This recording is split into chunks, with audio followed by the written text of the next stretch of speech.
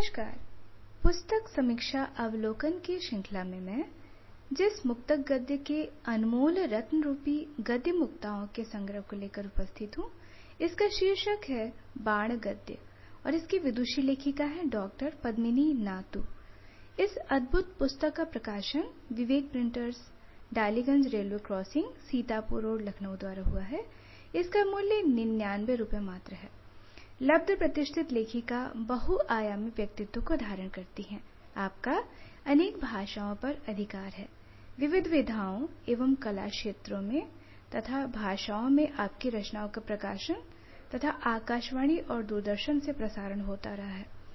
गद्यकार की प्रमुख प्रकाशित कृतियां हैं हिंदुस्तान अमर उजाला, युग गरिमा मासिक पत्रिका, अमृत महोत्सव पत्रिका, मराठी शब्द पत्रिका, नारी शिक्षा निकेतन कॉलेज और धर्म के नाम पर काव्य संग्रह। डॉक्टर पद्मिनी नातू को अनेक सम्मानों से विभूषित किया गया है, जैसे भाऊराव देवरस न्यास द्वारा तत्कालीन मुख्यमंत्री के कर कमलों द्वारा प्रदत्त किया गया नवोदित साहित्यकार पुरस्कार, शारदा सम्मान, उत्कृष्ट अध्यापिका सम्मान, महामहिम राज्यपाल विष्णुकांत शास्त्री द्वारा शिक्षक दिवस पर सम्मानित किया जाना एवं उत्कृष्ट अभिनय हेतु प्रदत्त रजत पदक इत्यादि। 72 पृष्ठों की अनोखी कृति इतनी ही रचनाओं से सुसज्जित है। पवित्र नगरी वाराणसी की पवित्र भूमि पर जन्म लेने वाली साहित्यकार की लेखनी साक्षात वीणापाणी का आशीष प्रतीत होती है। इनके विलक्षण व्यक्तित्व एवं कृतित्व का भान कराते श्री गोपाल चतुर्वेदी तथा डॉक्टर योगेश प्रवीण जी के हृदयोद्गार हमें अभिभूत कर जाते हैं। श्री गोपाल चतुर्वेदी कहते हैं, बाण गद्य के लेख निबंधों से छोटे हैं पर वैचारिक दृष्टि से भरे पूरे हैं। वह न केवल लघु कथा है न कहानी, उनमें कविता के भाव हैं, पर इसमें कोई संदेह नहीं कि कहीं कहीं कविता भी है। तो वह क्या है? इस संदर्भ में मुझे याद आता है कि जब विद्वान, मनीषी और साहित्यकार पंडित विद्यानिवास मिश्र नवभारत टाइम्स के प्रधान संपादक थे, तो उन्होंने व्यंग के कॉलम को निर्बंध का नाम दिया था। मैं पंडित जी का अनुकरण करते हुए इन निबंधों में भी निर्बंध की श्रेणी में रख सकता हूँ। डॉक्टर योगेश प्रवीण की लेखनी के शब्द हैं, रचनाकार की पारखी दृष्टि ने समाज की तमाम विसंगतियों, आडंबरपूर्ण जटिल जीवन की निष्ठुर समस्याओं को, झूठ पाखंड के अनर्गल उत्सवों को ध्यान से देखा है। पीड़ित मानव जीवन का दुख दर्द उनके अंतर्मन को सदा उद्वेलित करता है और वही मुखर चेतना उनके कलम से सीढ़ियां उतरकर कागज पर छा जाती है। इस गद्य संग्रह का हर पुष्प हृदय पर अपनी छाप छोड़ने वाला तथा अनूठा है। मंदिर का बीज इस कृति की प्रथम रचना है, जो न मात्र हमारे आत्मबोध को जागृत करती है, वरन भारतवासियों की अबोधिता और ईश्वर के प्रति पूर्ण आस्था को भी प्रदर्शित करती है। अंधभक्ति, जिसके द्वारा कहीं भी मंदिर बना दिए जाने, बिना सोचे समझे किसी भी पत्थर में ईश्वर की उपस्थिति का आभास कराकर जगह जगह पर होने वाली आम जनता की कठिनाइयों का कारण बनना ही नहीं, इससे होने वाले कुछ तथाकथित लोगों के लाभ को भी इंगित कर राष्ट्रीय चेतना को जागृत करने का भी प्रयास आप कर रही हैं। साथ ही एक प्रश्न भी कर जाती हैं कि मानवीयता और अंधभक्ति, श्रद्धा कहाँ तक उचित है। सभी को धारण करने वाली धरती माँ का वर्णन मैं पृथ्वी में इसके प्राचीन स्वरूप और सुंदर नैसर्गिक सुषमा तथा मानवीकरण के द्वारा तथा इसके सुंदर आभूषण और वस्त्र रूपी प्राकृतिक सौंदर्य में पृथ्वी माँ के हृदय के आह्लाद के सुखद अनुभूतियों तथा दूसरी ओर हमारी भारत माँ का बंटवारा कर इसे पहुंचने वाली पीड़ा का भी मर्मस्पर्शी चित्रण इसमें हुआ है, जो हमें आहत कर जाता है। मगर हाय, जाने किस दुर्दैव से किस घड़ी में एक विध्वंसी भाव जागा, इस तरुणी के हाथ पैर अलग कर दिए जाएं, अंग प्रत्यंग भंग कर दिए जाएं, और फिर शत विशत हो गई वह सुदर्शना आज भी जी रही है पर आहत सी। मानव को मानवता का संदेश देती रचनाकार कहती हैं, धन्य भारत भू के अमृत रस में हर मन को डुबोने दो, अमृत की हर बूंद से समुद्र को समोने दो। बिहारी लाल की भांति गागर में सागर भरती लेखिका की रचनाएं हमें उद्वेलित करती हैं, सचेत करती हैं और समाधान भी देती सी प्रतीत होती हैं।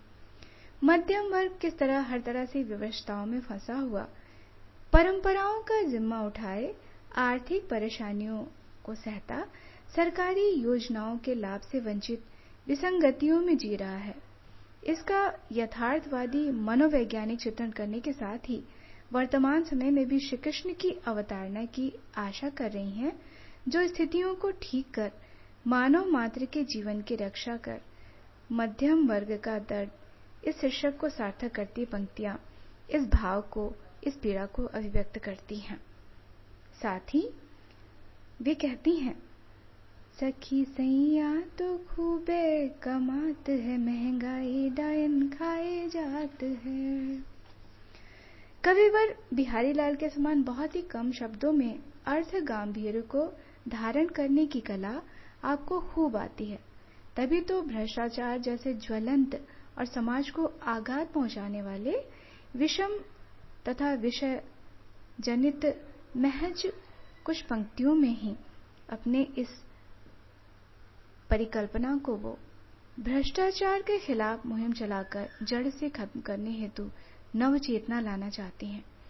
केवल एक पैराग्राफ में अहंकार, जो कि मनुष्य को अपने घेरे में लेकर अभिमानी बना देता है, इसके खात्मे के लिए आत्मविश्लेषण और स्वयं के अवगुणों और दूसरों के गुणों को देखने हेतु चैतन्यित करना चाहती हैं, जिससे एक ऐसे समाज का निर्माण हो सके जो परस्पर समानता व विनम्रता के भाव से पूरित हो। ऊपर से बंदी गांठ इस हास्य व्यंग से पूरित रचना में विवाह और पति पत्नी के रिश्ते और इनके असमय तोड़ दिए जाने की व्यवस्था तथा इसमें अलौकिकता के अनावश्यक सोच की भ्रांति के बीच रूढ़ियों अथवा अंधविश्वासों की ओर भी हमारा ध्यान ले जाती हैं।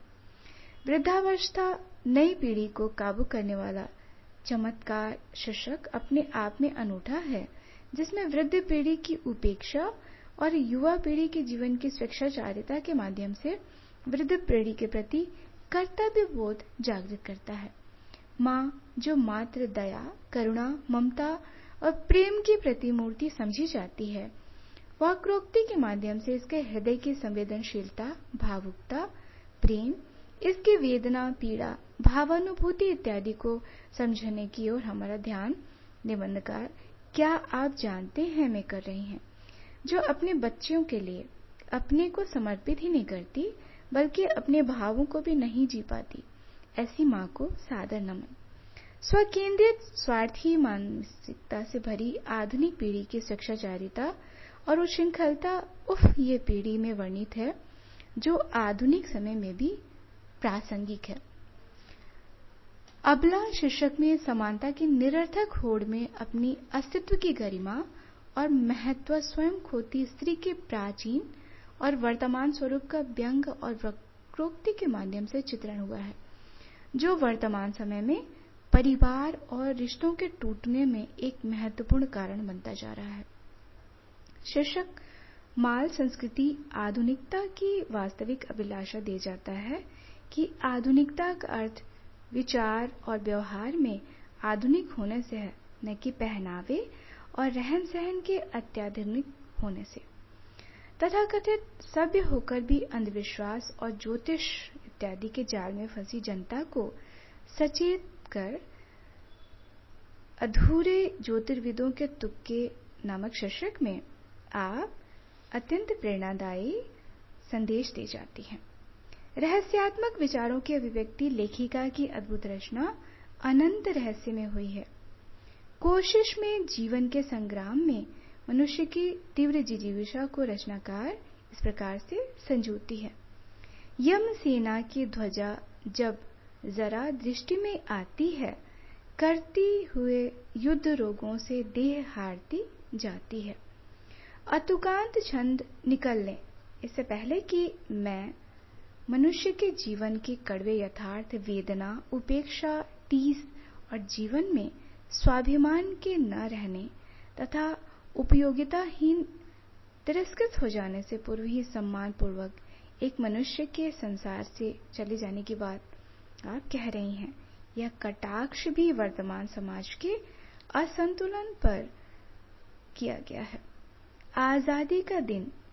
इस निबंध में आजादी का सही मतलब भूल चुके भारतवासियों को न मात्र स्वतंत्रता दिवस को एक औपचारिकता समझकर राष्ट्रीय दिवस के रूप में मान लेने के लिए सचेत कर रही हैं, वरन इस स्वतंत्रता को प्राप्त करने में अपना सर्वस्व न्यौछावर करने वाले वीर स्वतंत्रता सेनानियों को नमन भी करती हैं।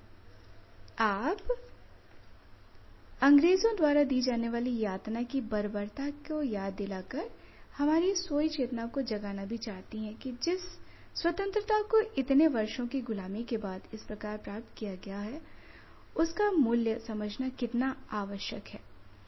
आधुनिक स्त्री विमर्श की अवधारणा को प्रस्तुत करती साहित्यकार भारतीय आदर्शों और परंपराओं के विरोधाभास को इंगित करती हैं।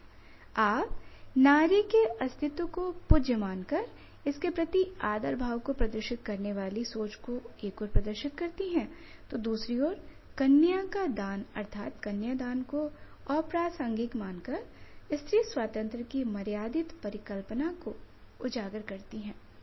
केवल गंभीर विषयों के साथ रचनाकार इस संकलन को अधिक गंभीर अथवा बोझिल नहीं होने देती, वरन हास्य व्यंग्य की छटा बिखेरती वक्रोक्ति के माध्यम से आधुनिक स्त्री पुरुषों के आचार विचार, रहन सहन तथा प्रेम भाव में आ रहे परिवर्तन पर भी कटाक्ष करती हैं, जो बहुत ही प्रभावशाली है।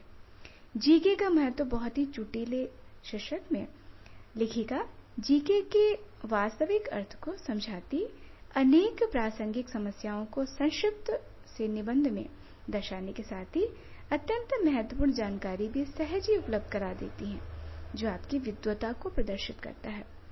बाण से लगने वाले आघात की तरह निबंधकार के छोटे और सटीक कथ्य देश और समाज की समस्याओं पर पैनी नजर रखते हैं। अकल्पनीय रचना धर्मिता हमें चमत्कृत कर देती है। एक और सीधे सपाट ढंग से एक ही रचना में वास्तविकता का भान प्रेम नामक चंपू काव्य की शैली जैसा कराती हैं, तो दूसरी ओर प्रेम का होना प्रत्येक हृदय में कितना आवश्यक है इसके संदर्भ में कहती हैं, उस दिल का जो हर सीने में छुपा है, बेकार है धड़कना गर उसमें प्यार नहीं। अन्य बहुत ही सुंदर तथा समस्याओं को दर्शाते निबंध बहुत ही प्रासंगिक है। क्यों रचना के माध्यम से हल्के फुल्के प्रसंगों को होने वाले तथा काव्य व्यापारों के साथ प्रश्नवाचक चिन्हों के माध्यम से हल्की फुल्की जिज्ञासा को उपस्थित कर जाती हैं। धर्म और विज्ञान के परस्पर संतुलन की आवश्यकता विज्ञान में अभिव्यक्ति की गई है। ईश्वर शीर्षक के माध्यम से अपने जीवन के सभी कारणों का आधार ईश्वर को मानने के साथ अपने कार्यस्थल और अपनी रिटायरमेंट तक के जीवन के सुखद और संतुलित जीवन शैली का भान सहज ही करा जाती है। कुछ संगीत के प्रति संगीत के माध्यम से नादाधीन सृष्टि के सुखद आनंदमय संसार में हमें लेकर जाती हैं। चंपू काव्य शैली सी शैली रचना धर्मिता तथा गर कोई कह में दिखाई पड़ती है, जो अपने जड़ों को अपने और अपने सहयोग प्रेम को कभी भी विस्मृत ना करने की प्रेरणा लेखिका अहम ब्रह्मास्मि में भी सहज से दे जाती है। देववाणी का दुरुपयोग अत्यंत महत्वपूर्ण है और यह उपयोगी निबंध है जिसमें आप संस्कृत भाषा के उपयोगी स्वरूप ही नहीं, इस कर्णप्रिय भारतवर्ष की आधारभूत और अत्यंत मधुर भाषा के विस्मृत कर देने और सही तरीके से इसका उपयोग ना होने पर आहत भी प्रतीत होती हैं। अंधविश्वास के जाल में फंसे सभ्य समाज की विडंबना को साहित्यकार की लेखनी अभिव्यक्त कर सभ्य समाज के वास्तविक चित्र को भी प्रस्तुत करती है। महात्मा की पत्नी अंतिम निबंध में स्त्री के अस्मिता की खोज को तथा उसके मन के दंश टीस को अभिव्यक्त करने के साथ नई चिंतन शैली भी इसमें अभिव्यक्त करती हैं। अन्य बहुत ही सुंदर तथा अन्य चुटीले निबंध विदुषी लेखिका की विद्वता को प्रदर्शित करते हैं। विदुषी लेखिका की समस्त रचनाएं आपके व्यक्तित्व की अलौकिकता को ही प्रस्तुत नहीं करती, वरन निबंधकार की साहित्यगत विद्वता, भाषा शैली की दक्षता और सोच के अनंत आकाश तथा उसे अभिव्यक्त करने की अद्भुत क्षमता का भी भान कराती हैं। इनके भाव हृदय को छूने वाले, मन को आलोड़ित करते, उद्वेलित कर समस्याओं पर चिंतन हेतु प्रेरित करने वाले हैं। इस संग्रह में निबंध के दो विशेष गुण, व्यक्तित्व की अभिव्यक्ति और सहभागिता का आत्मीय स्तर विद्यमान होने के साथ इसका शीर्षक आकर्षक, इसकी प्रस्तावना रोचक और विषयों या विचारों का विकास संतुलित है। भाषा सरल सहज, अर्थ गांभीर्य को धारण किए, विचारों की क्रमबद्धता को प्रदर्शित करती प्रभावोत्पादक है। भावों की प्रगल्भता तथा विचारों की नूतनता, कल्पनाशीलता के साथ मौलिकता और प्रभावोत्पादकता को धारण किए हुए है, जो आप सभी पाठकों पर अपनी छाप छोड़ने में अत्यंत सफल होगा, ऐसा मुझे पूर्ण विश्वास है।